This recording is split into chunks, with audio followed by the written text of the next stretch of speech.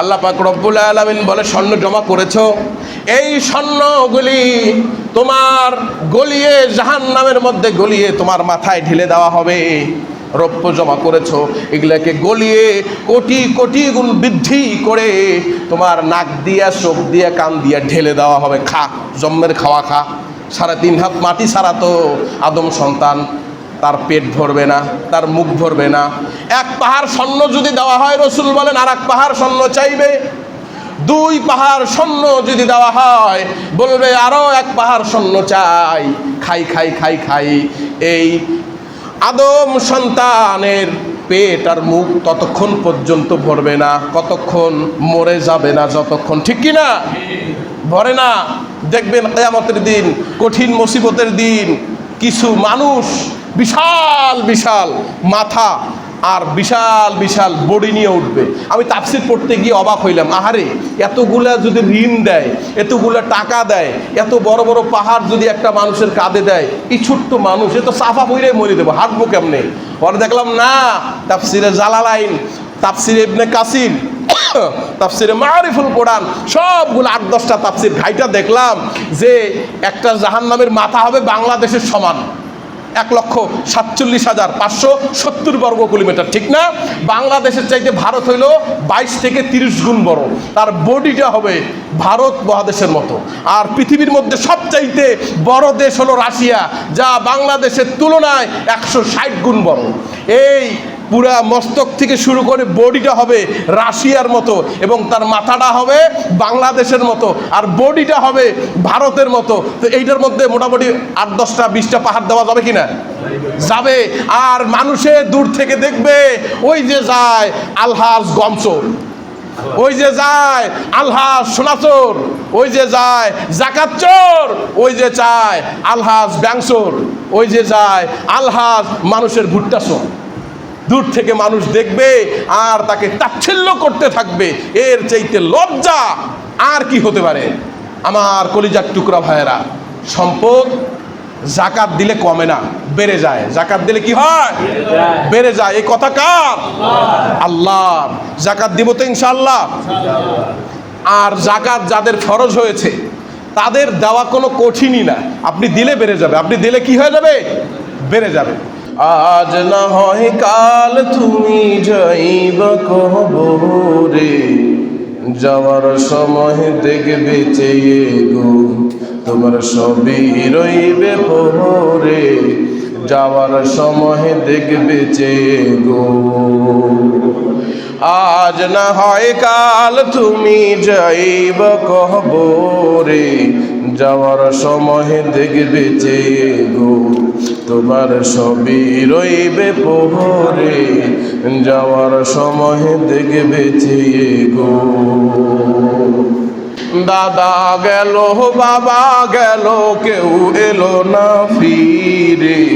দাদা গেল, বাবা গেল, কেউ এলো না ফিরে। সবারই যাইতে হবে গো ভাইজান অন্ধকার কবরে, সবারই যাইতে হবে গো।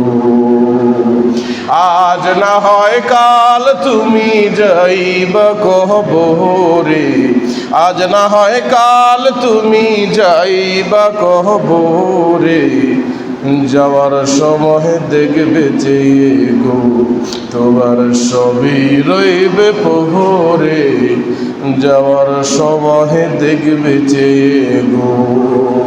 আমরা যেন সবাই ঈমানের সাথে যাইতে পারি, বলে আমিন। রব্বানা লাকাল হামদ হামদান কাসীরান তাইয়িবান মুবারাকান ফি। কোরআনে কারীমের সূরা তাওবা 34 নম্বর আয়াত তেলাওয়াত করেছি। বিশাল একটা গুরুত্বপূর্ণ আয়াত। এই আয়াতে কারিমা থেকে আল্লাহ পাক রব্বুল আলামিন যদি কথা বলার তৌফিক দান করেন, আমাকে এই অধমকে দুটি কথা বলার চেষ্টা করব আমলের নিয়তে। সর্বপ্রথম আমাকে আল্লাহ যেন আমল করার তৌফিক দান করে, তারপরে আমার কলিজার টুকরা প্রাণ প্রিয় মুসল্লিদের আল্লাহ যেন আমল করার তৌফিক দান করে। আমরা বলছি আমিন। কোরআনে কারিমের সূরা তাওবার এই আয়াতে কারিমার বিষয়বস্তুটা হলো যাকাত নিয়ে। কি নিয়ে কথা বলতে হবে? কি নিয়ে? যাকাত নিয়ে। আমাদের বাংলাদেশে সব জায়গায় বাদ, এশিয়ার মধ্যে বাংলাদেশে বেশি প্রচলিত আছে নামাজ রোজা, নামাজ রোজা, নামাজ রোজা, ঠিক না?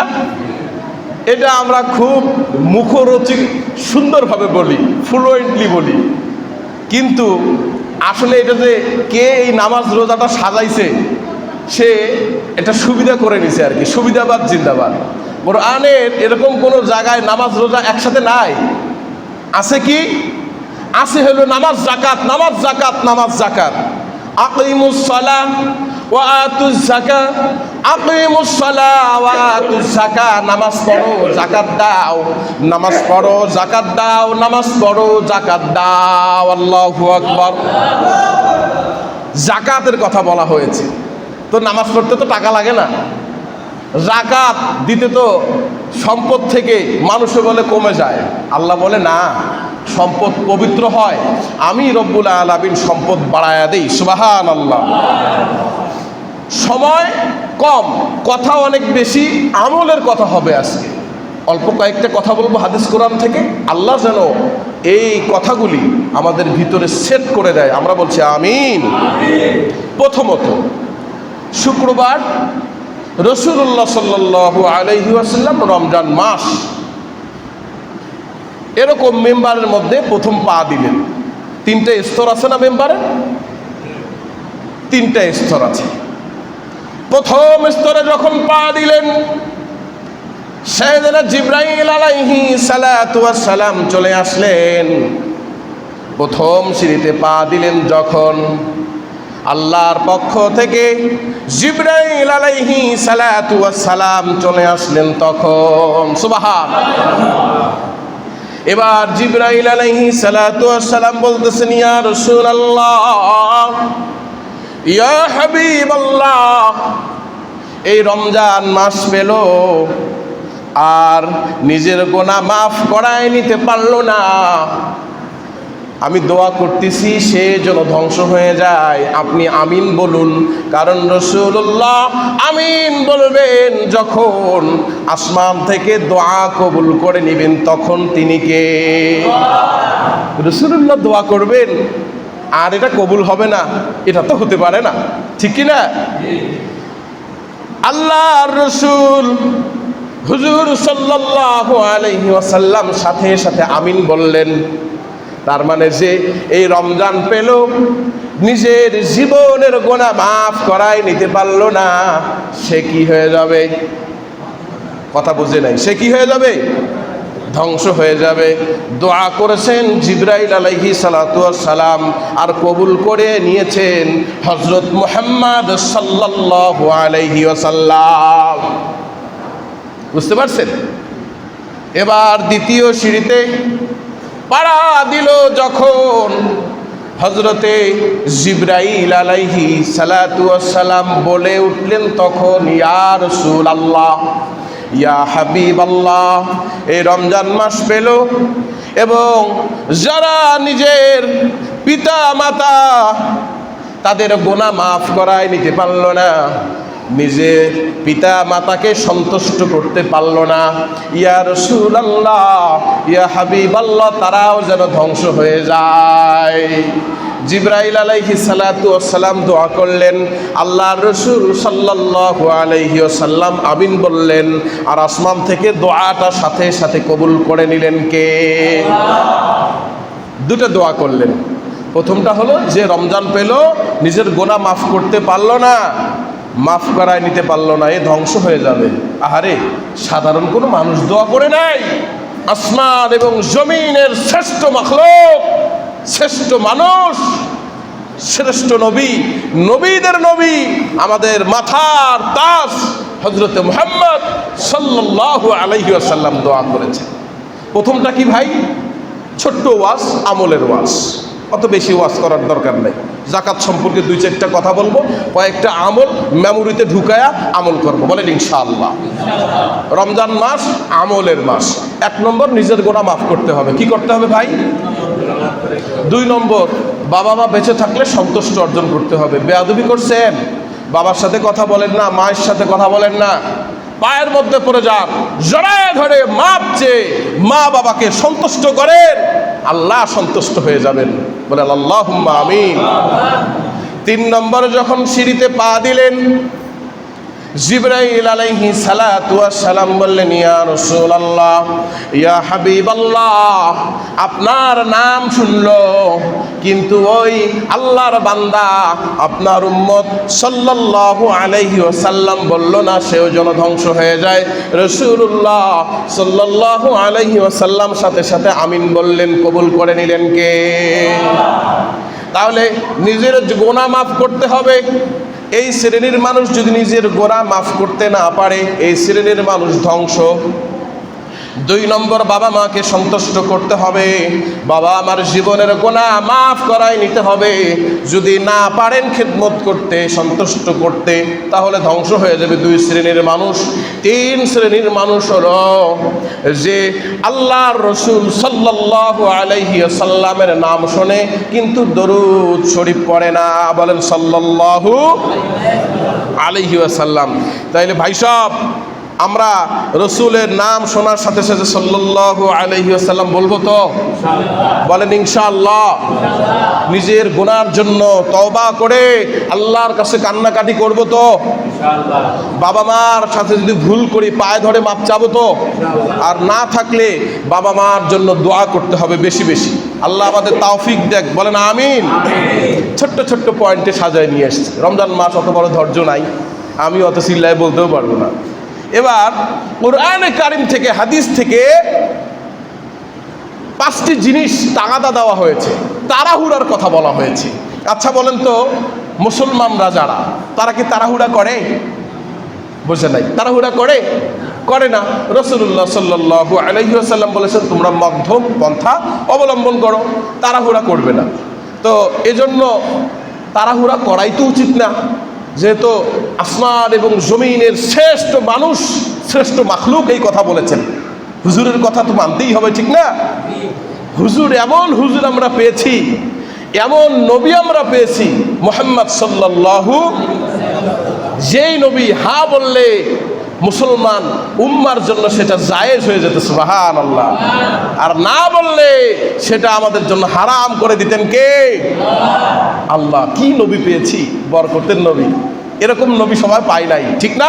এই মুহাম্মদ সাল্লাল্লাহু আলাইহি ওয়াসাল্লামের উম্মত আমরা যে পেয়েছি, অন্যান্য নবীরা দোয়া করেছে, আল্লাহ শেষ নবী হযরতে মুহাম্মদ সাল্লাল্লাহু আলাইহি ওয়াসাল্লামের উম্মত আমাদেরকে বানান, কিন্তু আল্লাহ কবুল করেন নাই। না চাইতেই আল্লাহ আমাদেরকে শ্রেষ্ঠ নবীর শ্রেষ্ঠ উম্মত বানিয়েছে। ভাই, এজন্য আবার কলিজা থেকে বলি আলহামদুলিল্লাহ। তাহলে ছোট্ট পয়েন্ট, 5টি কাজ ইসলামে তাগিদ দেওয়া হয়েছে তাড়াহুড়া করার জন্য। আল্লাহু আকবার। এই কাজ 5টা আজকে মুখস্থ করে যাব। বলেন ইনশাআল্লাহ। 1 নম্বর হলো, যখন ওয়াক্ত শুরু হয়ে যাবে, আল্লাহর রাসূল সাল্লাল্লাহু আলাইহি ওয়াসাল্লাম বলেন, বিলম্ব করো না, সাথে সাথে নামাজ আদায় করে নাও। আঙ্গুল ধরেন, আঙ্গুল ধরেন। এই 5টা আমরা আজকে মুখস্থ করব। 1 নম্বরে কি? নামাজ। 1 নম্বরে কি? নামাজের জন্য কি করা যাবে না? বিলম্ব করা যাবে না। আরে নামাজটা অন্য একটা ব্যতিক্রম ধর্মী ইবাদত। আপনি গাড়ির মধ্যে আছেন, আপনার পূর্ব পশ্চিম উত্তর ও দক্ষিণ হুঁশ নাই, গাড়ির মধ্যে তো পানি নাই, উজু করবেন কিভাবে? যেতটুক পানি আছে খাওয়ার জন্য, না না উজু করতে হবে না, আপনি সাইড থেকে একটু ধুলো আলো নিয়ে তায়াম্মুম করে ফেলেন। সহজ না কঠিন? সহজ না কঠিন? এবার পশ্চিম দিকে তো গাড়ি থাকে না, ডাইনে যায় বামে যায়, কাইট হয়, হানিফ নাবিল শ্যামলি যেমনে যায় উত্তরবঙ্গে, হ্যাঁ, পূর্ব পশ্চিম তো আর ঠিক থাকে না, ঠিক না? তা আপনি সিটের মধ্যে বসেন, আপনার পূর্ব পশ্চিম দরকার নাই, অন্তরটা কেবলার দিকে করে নেন আর নামাজ পড়ে নেন। নামাজ কবুল করে নিবেন কে? এমন কি রাওয়ায়াতে আসছে নামাজ কাজার কোনো সুযোগই নাই। কয় নামাজ কাজা করলাম, কয় নামাজ তো কাজার সুযোগই নাই। আপনি অসুস্থ, কেমন অসুস্থ? মাথা তুলতে পারেন না, বিছানায় শুয়ে আছেন, হাত নাড়াতে পারেন না, কথায় আছে দাঁড়ায়া পড়ো, দাঁড়ায়া না পড়লে বসে পড়ো, বসে না পারলে শুয়ে পড়ো, শুয়েও পারো না চোখ দুইটা চলে, টিপ টিপ করে, তো এই চোখের মধ্যে ইশারা দিয়ে নামাজটা আদায় করে নাও। অজু থাকলে অজু করো, অজু করার সিস্টেম না থাকলে তায়াম্মুম করো, তাও যদি সুযোগ না থাকে ওইটুক জায়গা কেটে ফেলো। আর যদি ওই কাপড়টুক কাটতে না ইচ্ছা হয়, একটাই কাপড় আছে, ওই কাপড় দিয়েই পরো, কাপড় না থাকলে ন্যাংটাই পরো, নামাজ মাফ করা যাবে। এমন একটা ব্যতিক্রম ধর্মী ইবাদত। আমি ডাকি মুসল্লিদের, বলি ভাই আসেন নামাজে যাই, যুবক আসো নামাজে যাই, কিন্তু প্যান্ট ঠিক নাই, সাঁতার প্যান্ট থাও তুমি, ও প্যান্ট না থাকলেও নামাজ হবে, কিন্তু তোমাকে এরকম একটা বসতিতে থাকতে হবে, বনে জঙ্গলে পাহাড়ে আটকায় গেছো, তোমার শরীরে কাপড়ও নাই, তুমি একটা গর্তের মধ্যে ঢুকে আল্লাহর নামাজটা আদায় করে নাও, নামাজটা আদায় করে নাও। রাসূলুল্লাহ বিদায়ের সময়, ইন্তেকালের সময় একবার হুশ আসে, একবার হুশ চলে যায়, একবার হুশ আসে, একবার হুশ চলে যায়। রাসূলুল্লাহ সাল্লাল্লাহু আলাইহি ওয়াসাল্লাম মাথাটা উঠিয়ে বলেন, আমার উম্মতেরা নামাজ, ওমা মালাকাত আইমানুকুম আস-সালাত, ওমা মালাকাত আইমানুকুম আস-সালাত। আমার উম্মতেরা নামাজ, আমার উম্মতেরা নামাজ, আমার উম্মতেরা নামাজ। আল্লাহু আকবার। এই নামাজ ছেড়ে দিব? ছেড়ে দিব না। 2 নম্বর হলো, গুনাহ করে ফেলেছেন, কত বড় গুনাহ করছেন কোনো সমস্যা নাই, সংক্ষেপে বলছি, আপনি যত বড় গুনাহ করেছেন, গুনাহ করার সাথে সাথে মাথার মধ্যে ফিলিংস চলে আসছে আমি গুনাহ করেছি, আপনার সাথে সাথে তওবা করে নেওয়া উচিত। কারণ হায়াত আছে, কখন যে আপনি চলে যাবেন, হায়াত শেষ হয়ে যাবে কেউ বলতে পারে না, মৌত কখন চলে আসবে কেউ তো বলতে পারে না।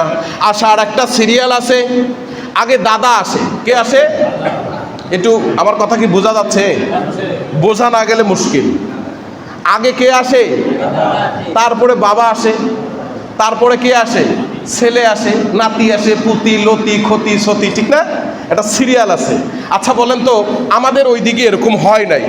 একটু বুঝা থাকলে বলেন যে আমাদের এই ঢাকার মধ্যে আশেপাশে ধানসোনা ইউনিয়নে এরকম কি 50 থেকে 100 বছরে হয়েছে? মুরব্বীরা বললেন, বাজানরা, যে দাদার আসতে একটু দেরি হয়ে গেছে কিন্তু নাতি চলে আসছে, এরকম হয়েছে নাকি? হয় নাই, হবেও না। আগে দাদা সিরিয়াল অনুযায়ী আসে, পরে আসে বাবা, তারপরে ছেলে, ঠিক না? কিন্তু একটু সিরিয়াস করে দেই, পয়েন্ট টু বি নোটেড। একটু চিন্তা করেন, একটু মাথা খাটান। দাদার যাইতে দেরি হয়ে গিয়েছে, আল্লাহর পক্ষ থেকে হায়াত বেশি পেয়েছেন, কিন্তু নাতিটা কবরে চলে গেছে, এরকম আছে না নাই? বাবার যাইতে দেরি হয়ে গেছে, সন্তান কবরে চলে গেছে, এরকম আছে না নাই? আরে সেই দিনই তো আমরা জানাজার পড়লাম, বাবার যাইতে দেরি হয়ে গেছে, বাবার হায়াত বেশি, কিন্তু মেয়েটাকে কবরস্থানে শায়িত করে আসলাম, আছে না নাই? তো ভাই আপনি কিসের গৌরব দেখান? আপনার রক্তের গরম কিসের? আপনার চাইতেও তাগড়া শক্তিশালী যুবকও কবরের জমিনে আছে না নাই? সাবধান হয়ে যান। 2 নম্বর পয়েন্ট, কি পয়েন্ট? গুনাহ করলে সাথে সাথে তাওবা করে নিতে হবে। গুনাহ করলে কি করতে হবে ভাই? তাওবা করতে হবে। 3 নম্বর হলো, মৃত্যুবরণ করে, ইন্তিকাল করে, সাথে সাথে দেরি করো না, তার জানাজাটা পড়ে দাও, দেরি করো না, জানাজাটা পড়ে দাও। 4 নম্বর, এটা 1 নম্বরে বলার দরকার ছিল, যাই হোক সাজায় আনছি, বুঝলেই হচ্ছে। এগুলি তাড়াহুড়া করতে বলছে ইসলামের মধ্যে, কিন্তু ইসলামে তো তাড়াহুড়া করাই উচিত না, ঠিক না? কিন্তু এই 5টা জিনিস তাড়াহুড়া করতে বলেছেন হযরত মুহাম্মদ সাল্লাল্লাহু আলাইহি ওয়াসাল্লাম। ঋণ পরিশোধ করতে হবে, এটা একটা মারাত্মক বিষয়। আমাদের এইদিকে নাই, কিন্তু আমি যেখানে ছিলাম ওই ভাদাইলের মধ্যে, কেউ যদি বাকি খায় 2 মাস 3 মাস, সে ওই দোকানের সামন দিয়ে আর যাই না। কি একটা মুসিবত কন্ত, ঘুই না আর এক দিক দিয়ে যায়, কিন্তু ওই দোকানের সামনে দিয়েই যায় না। আচ্ছা বলেন, এটা কি মুমিনের পরিচয়? কোনো মুসলমান কি এটা করতে পারে? মুসলমানের পরিচয় হলো টাকা যে পায় সে তোমাকে খুঁজবে কেন, তুমি তাকে খুঁজে তোমার ঋণ পরিশোধ করো, কারণ কিয়ামতের দিন এই ঋণের হিসাব আল্লাহ পাক রব্বুল আলামিন খুব কঠোরভাবে দেবেন, ঠিক কিনা? তো সে তোমার বাসায় এসে ঘুরবে কেন? বাসা আসছে, কয় না বাসায় নাই, একদিন 2 দিন 5 দিন 7 দিন তার স্ত্রীকে বলে, কয় শিখাই দিছে, আমি যখন আসবো, আসলে কেউ যদি আসে পাওনাদার বলবো আমি বাসায় নাই। কি বলছে? আমি বাসায় নাই। তো ছোট্ট বাচ্চা খেলতেছিল, বাসায় আসছে, তার 2টা বাচ্চা, তো বড় বাচ্চাটা খেলতে গেছে, ছোট বাচ্চাটার খাবার হয় নাই, খাচ্ছে। এখন জিজ্ঞেস করছে, বাবা তোমার আব্বুরে ডাক দাও। তো গেছে ছোট মানুষ, যা বলছে আব্বু আপনারা ডাকে। কে? কয় আঙ্কেল আসছে। কয় টাকা নাকি পাই? কয় যা বলো আব্বু বলছে আব্বু বাড়িতে নাই। ছোট মানুষ ও কি বোঝে? ও গেছে, যা বলছে আব্বু বলছে আব্বু বাড়িতে নাই। কয় মুশকিল ব্যাপার, তোমার আব্বু বলছে তোমার আব্বু বাড়িতে নাই, এ কত বড় বাটপারি! মানুষের ঋণ নিয়ে টাকা নিয়ে এরকম যারা করে, আল্লাহর জান্নাত তাদের থেকে 500 বছর দূরে থাকবে, নাউজুবিল্লাহ। আমার ভাইয়েরা, একবেলা খান, একটু কম খান, খাইতে আর কত টাকা লাগে? 8,000 10,000 টাকার চাকরি আমরাই বেশিরভাগ মানুষ করি, আল্লাহ আমাদের চালায়। একটু কষ্ট হলেও আল্লাহ আমাদের কি করে? চালায়। হালাল খান, একটি টাকাও হারামের খাবেন না, কলিজাটা বড় থাকবে, অন্তরটা ভরা শান্তি থাকবে। মরার সাথে সাথে কবরটা ফুলের বাগান হয়ে যাবে, হাসতে হাসতে আল্লাহর জান্নাত চলে যাবে, সুবহানাল্লাহ। গ্রামে বলতো হারামে কি নাই? আল্লাহর কসম, হারামে আরাম নাই। কুকুরের বাচ্চা হয় কয়টা? 5টা 6টা 7টা 8টা 9টাও হয়, কিন্তু সবগুলা যদি বাঁচত, মানুষের চাইতে কুকুর সংখ্যায় বেশি থাকতো না? বেশি থাকতো না? কিন্তু গরুর বাচ্চা দেয় কয়টা? একটা। এই যে সামনে রমজান, সবে মেরাজ, সবে বরাত, সবে কদরে যে জম্মের খাওয়া খাই আমরা, গরু প্রত্যেকটা বাসায় দেখবেন 1টা 2টা করে আছে। আলহামদুলিল্লাহ, আমাদের আশেপাশে যে দায়িত্বশীল আছে তাদের বাসায়ও আছে, আলহামদুলিল্লাহ আমাদের বাসায়ও আছে। তাহলে বরকত দিয়েছেন কে? আল্লাহ। তাহলে হালালে বরকত বেশি না কম? বেশি। আর হারামে কোনো বরকত আছে? হারামের টাকা 1,50,000 টাকা বেতন পায়, আমার মেমোরিতে আছে। আমরা তো মোটামুটি মসজিদের ড্রাইভারি আজকে থেকে করি না, যখন দাড়ি হয় নাই 16 পারা হেফজ করেছি, তখন থেকেই আপনাদের সাথে মোটামুটি আন্ডারস্ট্যান্ডিং, সারা বাংলাদেশটা চষে বেরিয়েছি। 1.5 লক্ষ টাকা বেতন পায়। মেয়ের স্কুল কলেজ ইউনিভার্সিটি ছেলের মিলে যায় 70-75 হাজার টাকা। বাড়ি ভাড়া, ফ্ল্যাট ভাড়া, ডায়াবেটিস, কত রকম যে রোগ বাইর হয়েছে, মজার মজার রোগ। রোগ কি মজার হয়? অনেক রকম রোগ, হার্টের সমস্যা, এই পড়া লাগবে সেই পড়া লাগবে, মাস শেষে আরো 20 থেকে 25 হাজার টাকা ঋণ। শান্তি নাই, স্বামী স্ত্রীর মিল নাই, স্বামী স্ত্রীর কথা শুনতে পারে না, স্ত্রী স্বামীর কথা শুনতে পারে না, কোনো মহাব্বত নাই, ওই যে হারাম। আর বেচারা গার্মেন্টসে চাকরি করে, 10,000 টাকা 12,000 টাকা বেতন পায়, শান্তি আছে না নাই? দিন শেষে যখন আসে স্বামী স্ত্রী খেয়ে, আলহামদুলিল্লাহ, আমাকে এক মুসল্লি বলল, হুজুর আজকে 12টা বছর সংসার করি, 2টা বালিশে কোনোদিন মাথা দেই নাই, 1 বালিশে থাকি। আল্লাহু আকবার। ওই যে বললাম, দিলটা বড় থাকবে, কলিজা ভর্তি সাহস থাকবে, ইমান থাকবে ভরপুর, বারুদের ঠাসা ইমান থাকবে, কবরটা ফুলের বাগান হবে, হালাল খাবেন, হাসতে হাসতে জান্নাতে চলে যাবেন।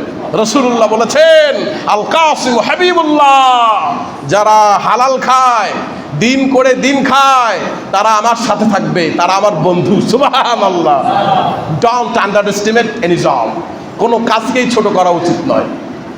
ছোট কাজ আপনি পারছেন, আপনার যোগ্যতা অনুযায়ী হয় নাই, করতে থাকেন, বড় আল্লাহ করে দিবে। বসে থাকার কোনো সুযোগ নাই, অলসের মতো বসে থাকার কোনো সুযোগ ইসলামে নাই। এবার হলো 5 নম্বরটা, বিবাহযোগ্য সন্তান আছে, বিবাহযোগ্য মেয়ে আছে, বিবাহ দিয়ে দেন। একটা মেয়ে যখন বালেগ হয়ে যায়, সাবালক হয়ে যায়, সাবালিকা হয়ে যায়, এই মেয়েটাকে যতদিন বাসায় রাখবেন ততদিন আপনার আমলনামায় যত গুনাহ সে করবে সব ট্রান্সফার আপনার আমলনামায় হবে, বলে নাউজুবিল্লাহ। আর একটা ভয়ঙ্কর তথ্য দেই, এটা হলো একটা নারী যদি জাহান্নামে যায়, সে একাই যাবে না, সে একাই যাবে না। 1 নম্বরে তার বাবাকে নিয়ে যাবে, 2 নম্বরে তার স্বামীকে নিয়ে জাহান্নামে যাবে।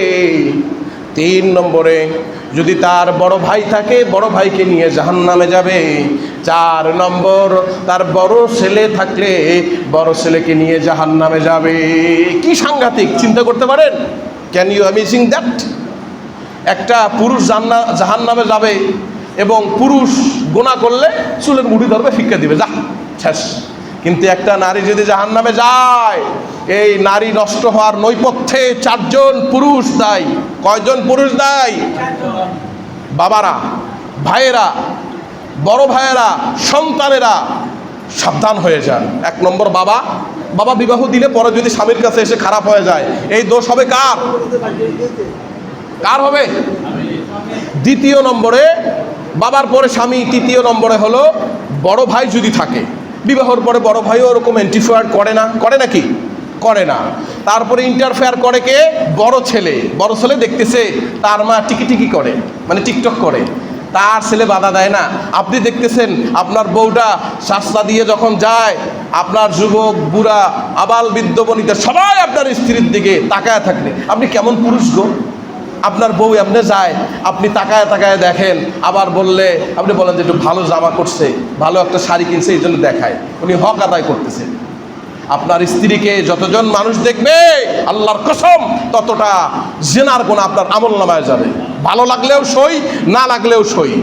কোনোদিন এখানে যদি থাকি এটা সত্য, যদি নাও থাকি এ কথা সত্য। Always speak the right now, always speak the truth. সত্য কথা একটু তিতা লাগে, তিতা লাগলেও করার কিছু নাই। আপনি কেমন পুরুষ? আপনার স্ত্রী টিকটকে নাচানাচি করে, আপনার স্ত্রী রাস্তা দিয়ে যায়, 10টা পুরুষ তার দিকে তাকায়, পর্দা করে না। আহারে, আপনার স্ত্রী যদি বুঝতো যে অন্যান্য যুবকেরা কেমনে তার দিকে তাকায়, হযরত আলী রাদিয়াল্লাহু তাআলা বলেন ওই মহিলা শরীরের মধ্যে লোহার বর্ম দিত, বর্ম। কি মায়ের নজরে তাকায়, মায়ের নজরে তাকায় যুবকেরা, ঠিক না? আল্লাহ মাফ করেন, বলেন আমিন। তাহলে 5টা কাজে দেরি করব না। আমার একবারে সাজানো গোছানো আলোচনা। প্রথমে 3টা কাজ আমরা করব। আল্লাহ রসুল বলছেন তারা ধ্বংস হবে। 1, যারা নিজের গুনাহ মাফ করতে পারবেন না। আই রিপিট, 1 নম্বর যারা নিজের গুনাহ মাফ করতে পারবে না। বলেন বলেন, 1 নম্বর যারা নিজের গুনাহ মাফ করতে পারবে না। বেশি ওয়াজের দরকার নেই, সারা রাইন ওয়াজ কইরা কাইন্দা কাইটা শেষ। যাওয়ার সময় কি ওয়াজ করছে? খুব ওয়াজ করছে। কি করছে? ওর তো মনে নাই। কানলি যে ওরা কানলো তাই কানলাম, এটার দরকার নাই। 1 নম্বরে নিজের গুনাহ মাফ করব। 2 নম্বরে বাবা মা থাকলে সন্তুষ্ট অর্জন করতে হবে, বাবা মার গুনাহ মাফ করাই নিব। 3 নম্বর, যখন আমার রাসূলের নাম শুনবো বলবো সাল্লাল্লাহু আলাইহি ওয়াসাল্লাম। আর ইসলামের মধ্যে 5টা কাজ তাড়াতাড়ি করার জন্য বলা হয়েছে। একটা হলো নামাজ, সময় হলে নামাজ পড়ো। 2 নম্বর হলো তওবা, গুনাহ হলে সাথে সাথে তওবা করো। 3 নম্বর জানাজা, মানুষ ইন্তেকাল করলে সাথে সাথে জানাজাটা দেরি করো না, পড়ে ফেলো। ঋণ থাকলে 4 নম্বরে পরিশোধ করে ফেলো, যত তাড়াতাড়ি পারো। আমার আবার একটা অ্যালার্জি আছে, ঋণ থাকলে ঘুম হয় না। ঋণ নাই আলহামদুলিল্লাহ, আমার 1 টাকাও ঋণ নাই। ঋণ থাকলে 10 টাকাও ঋণ থাকলে আমার মাথায় গুতা মারতে থাকে, এই 10 টাকা কেন দিলাম না, যদি রাতে মরে যাই। না খেয়ে থাকলে ভালো লাগে, আমার ভালো লাগে, অনেক ভালো লাগে আলহামদুলিল্লাহ, কিন্তু ঋণ থাকলে আমার শান্তি লাগে না। যারা লক্ষ লক্ষ কোটি কোটি টাকা ঋণ খেলাপি করে, তারা যে কেমনে ঘুমায় আমার মাথায় ধরে না। আল্লাহ আমাদের ঋণ মুক্ত জীবন দান করুক, বলেন আমিন। 5 নম্বরে হলো বিবাহ। 5 নম্বরে কি? বিবাহ দিব। বিবাহযোগ্য সন্তান, ছেলে মেয়ে অন্যায় করতেছে, আপনার ছেলের মোবাইলটা একটু দেখেন না আপনি? আপনার ছেলে ভার্সিটিতে যায়, একটু খোঁজখবর নেন না? আপনার ছেলে কুতুবে রব্বানি শাহজালাল রহমতুল্লাহ আলাইহির বংশধর, জান্নাত থেকে পলায় আসছে, মানলাম। আপনার ছেলে নামাজ পড়ে না, একটু খোঁজ নিলেন না? আপনার ছেলে আপনার সামনে থাকে 2 ঘন্টা, কলেজ ইউনিভার্সিটিতে থাকে 8 ঘন্টা, কোনোদিন খোঁজ নিলেন না কোন মেয়ের সাথে ঘুরে, কোন বন্ধুর সাথে যায়, সে কি ইয়াবা খায়, সে কি গাঁজা খায়, অন্যান্য নেশাদ্রব্য সে খায় নাকি বেচে, একটু তো কোনোদিন খোঁজ নিলেন না? টাকা কামাই করছে, 1 লক্ষ টাকা নিয়ে আসছে বাসায়, ওরে সোনারে, ওরে কলিজার টুকরা, এই টাকা কোথায় পেল? দেখলেন কোনোদিন? জিজ্ঞেস করলেন কোনোদিন? আপনি মনে করেন না যে আল্লাহ আপনারা কিছু বলবে না। প্রত্যেকটা মানুষ প্রত্যেকটা ফ্যামিলির জন্য দায়িত্বশীল, কেউ এড়িয়ে যাইতে পারবেন না। আপনি আপনার ফ্যামিলির জন্য দায়িত্বশীল, আমি আমার ফ্যামিলির জন্য দায়িত্বশীল। যে কাউন্সিলর সে আমাদের এই এলাকার জন্য মানে দায়িত্বশীল, যে আমাদের এমপি সে আমাদের পুরা এই তল্লাটা মহল্লাটা বা এই এলাকাটার জন্য দায়িত্বশীল, ঠিক না? তো সবাই আমরা দায়িত্বশীল, দায়িত্বকে এড়িয়ে যাওয়ার কোনো সুযোগ নাই। আর যে আয়াতে কারিমটা তেলাওয়াত করেছি ওই আয়াতে কারিমা থেকে 2 মিনিট বলে আপনাদের শেষ করে দেবে ইনশাআল্লাহ। আল্লাহ পাক রব্বুল আলামিন বলেছেন, ওয়াল্লাযীনা ইয়াকনিজুনা যাহাবা ওয়াল ফিদ্দাতা ওয়ালা ইউনফিকুনাহা ফি সাবিলিল্লাহ ফাবাশশিরহুম বিআযাবিন আলীম। একটু শক্ত কথা, মনোযোগ দিয়ে শুনবেন 2 মিনিট। যারা স্বর্ণ রৌপ্য জমা করে, অর্থ সম্পদ জমা করে কিন্তু যাকাত দেয় না, আল্লাহ পাক রব্বুল আলামিন বলেন, রসুলকে দিয়ে বলার নেই, আল্লাহ ডিরেক্ট বলছেন কোরআনের মধ্যে। কোরআনের কথা কার? আল্লাহর কথা। আল্লাহ পাক ডিরেক্ট বলেছেন, যারা এগুলির যাকাত দেয় না আমি আল্লাহ পাক রব্বুল আলামিন তাদের কি শাস্তি দিব শোনো একটু। ইয়াউমা ইউহমা আলাইহা ফি নারি জাহান্নামা ফাতুকওয়া বিহা জিবাহুহুম ওয়া জুনুবুহুম ওয়া যুহুরুহুম হাযা মা কানাসতুম লিআনফুসিকুম ফাযুকু মা কুনতুম তাকনিজুন। বলেন আল্লাহু আকবার। আমার ভাইয়েরা, যাদের যাকাত ফরজ আছে, যাকাত কি নফল না ফরজ বলেন তো? ফরজ। যাকাত দিব তো ইনশাআল্লাহ? আমরা যাকাত দিব। আল্লাহ আমাদের সকলকেই এই 3টি আমল আর 5টি তাড়াহুড়ার কাজ ইসলামে বলা হয়েছে এগুলো যেন করতে পারি। আর যাকাত যেন আল্লাহর ফরজ কাজটা, নামাজ রোজা হজ যাকাতও ইসলামের একটা স্তম্ভ, ঠিক না ভাই? আদায় করার তৌফিক দান করুক, আমরা বলি আমিন।